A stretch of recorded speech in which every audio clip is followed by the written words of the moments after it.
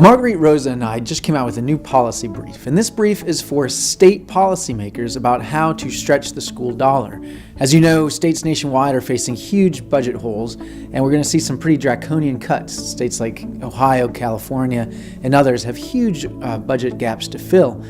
The reason this is written for states is that the states, even though they don't at the end of the day set most school district budgets, they do set policies that have big ramifications.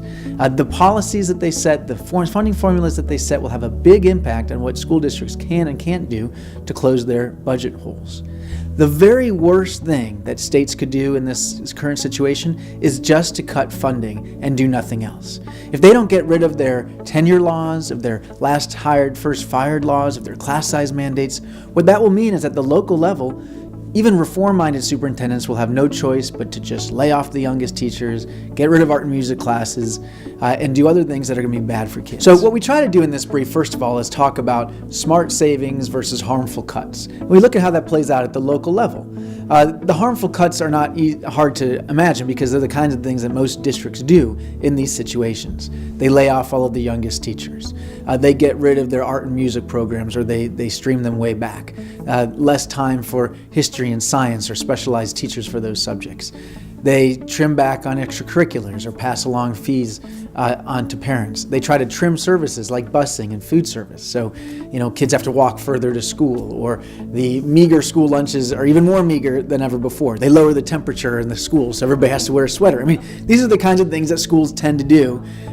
They are obvious, they are uncomfortable for the teachers in those schools, but also for the kids.